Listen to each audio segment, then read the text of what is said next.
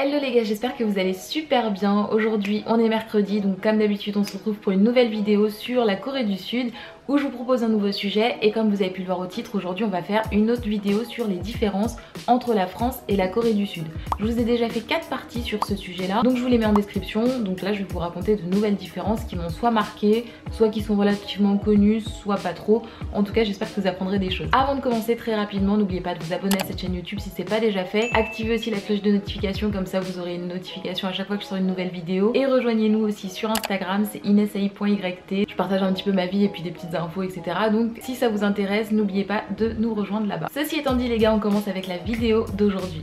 Alors l'une des premières différences dont j'ai envie de vous parler, c'est au niveau de l'âge en Corée du Sud. Comme je vous avais déjà expliqué, la façon de compter l'âge en Corée et la façon de compter l'âge dans les autres pays du monde est très différente, puisque en Corée on rajoute un an. Mais c'est pas de ça dont je vais vous parler aujourd'hui, c'est que très souvent quand vous faites la rencontre de nouvelles personnes, donc de nouveaux amis coréens, coréennes, etc. Très souvent, et même entre eux, première chose qu'ils vont vous demander en même temps que votre prénom, c'est quel âge as-tu? Pourquoi est-ce qu'on vous pose cette question? En fait c'est tout simplement parce qu'en coréen il y a différents niveaux de langage. On va avoir par exemple en gros le langage entre amis quand on se connaît, etc. Le langage un petit peu soutenu quand on se connaît pas trop, et le langage très soutenu quand on s'adresse à des personnes âgées ou quand il y a une hiérarchie bien établie, etc. notamment au travail. Et pourquoi est-ce qu'on vous demande votre âge? C'est parce que donc quand deux personnes qui ont l'air d'avoir à peu près le même âge se rencontrent, on sait pas trop quel langage utiliser entre le normal, donc le casual, le classique on va dire, et le langage un petit peu plus formel. Du coup, si cette personne vous demande votre âge et que vous lui répondez par exemple j'ai 25 ans et que cette personne là a aussi 25 ans, vous pouvez tout de suite du coup vous tutoyer. En gros c'est un peu ça l'équivalent, vous pouvez vous tutoyer, utiliser le langage le plus simple qu'il y a en Corée du Sud.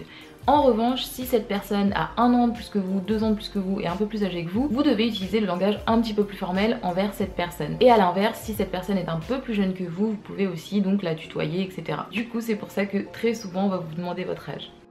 Autre chose aussi qui en Corée du Sud est assez différent par rapport à la France, c'est que au niveau de la façon de complimenter les gens, c'est très différent. En fait moi la première fois qu'on me l'a sorti, ce que je vais vous dire là, je me suis dit ok bah d'accord, et c'est après que j'ai compris que c'était du coup un compliment.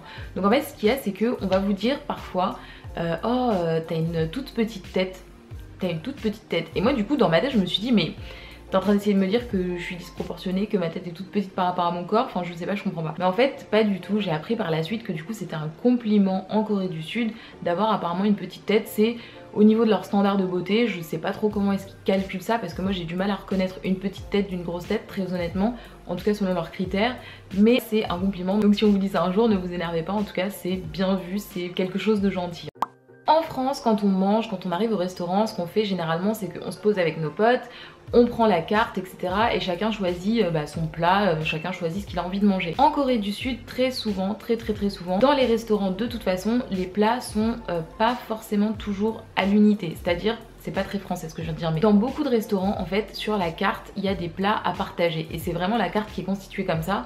Souvent par exemple dans les restaurants de poulet frit vous allez avoir des plateaux en gros de poulet frit mais qui vont être pour je sais pas 3-4 personnes. Donc je sais que ça par exemple ça avait pas posé problème, mais je veux dire au début c'était bizarre parce que je me disais mais moi si j'ai envie de manger du poulet frit et que mes potes ont envie de manger je sais pas, je vous dis un truc, des ramen par exemple, ben c'est compliqué parce que au final moi je vais pas manger tout le poulet frit qu'il y aurait pour 3-4 personnes, eux vont pas manger tous les ramen qu'il y aurait pour pareil 3-4 personnes.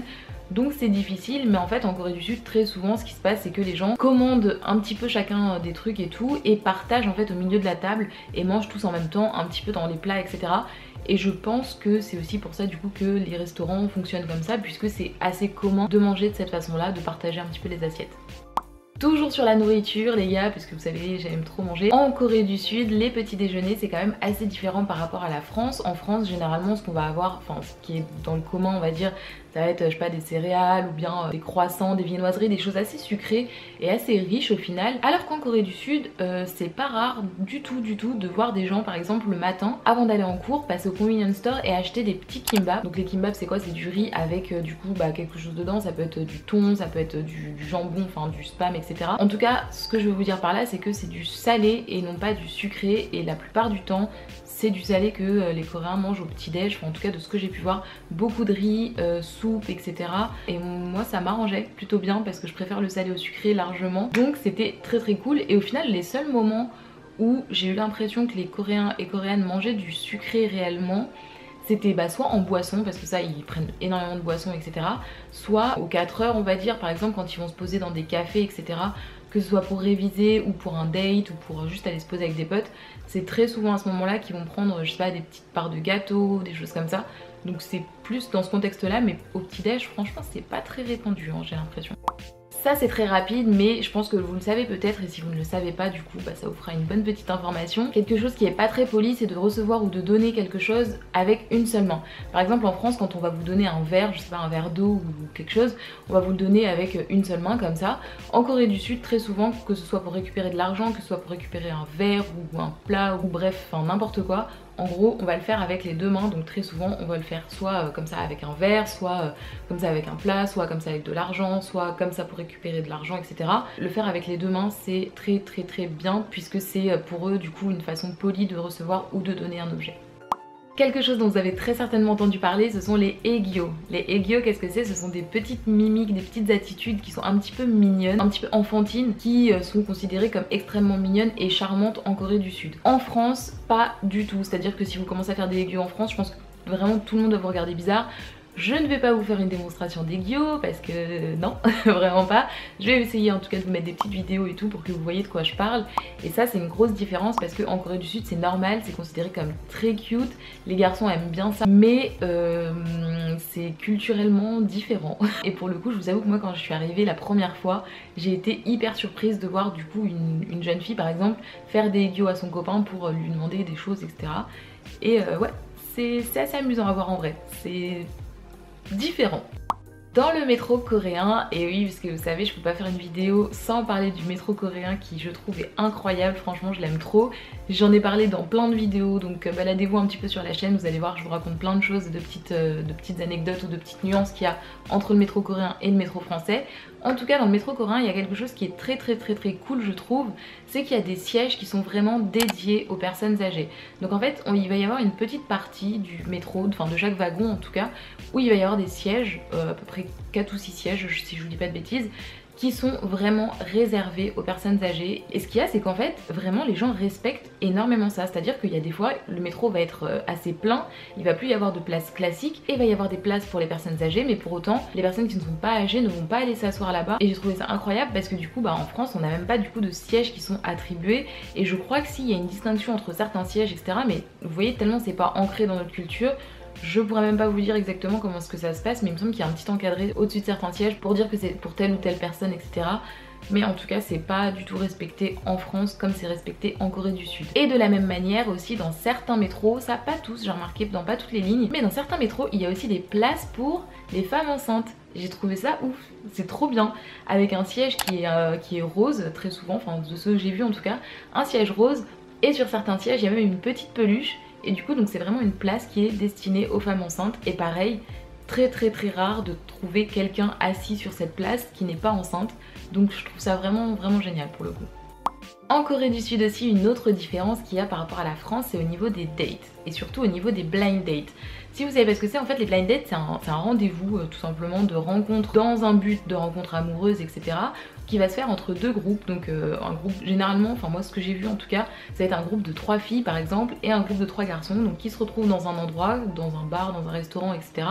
et qui vont en fait se mettre un petit peu face à face et se rencontrer et discuter et échanger et tout. Ils se connaissaient pas forcément avant et ils vont commencer à sympathiser, et en fait au fil de ce moment, donc au fil de cette soirée, au fil de ce rendez-vous, le but est de trouver une personne avec qui le feeling passe bien et tout, et au final du coup après le rendez-vous de pouvoir échanger les réseaux sociaux et de pouvoir éventuellement se revoir si vraiment c'est bien passé. Je vous en avais parlé dans la vidéo où je vous donnais des conseils pour vous intégrer à l'étranger, donc pareil je vous mets le lien en description, et je vous disais que j'avais connu cette pratique grâce à une camarade de classe qui m'expliquait qu'elle revenait d'un blind date et elle me l'avait dit mais tranquillement, c'est à dire qu'on avait déjà discuté un petit peu mais on n'était pas amis particulièrement, mais elle me l'avait dit vraiment normalement, et c'est quelque chose de vraiment très répandu, et pas forcément hyper tabou, donc ça j'ai trouvé ça hyper sympa aussi.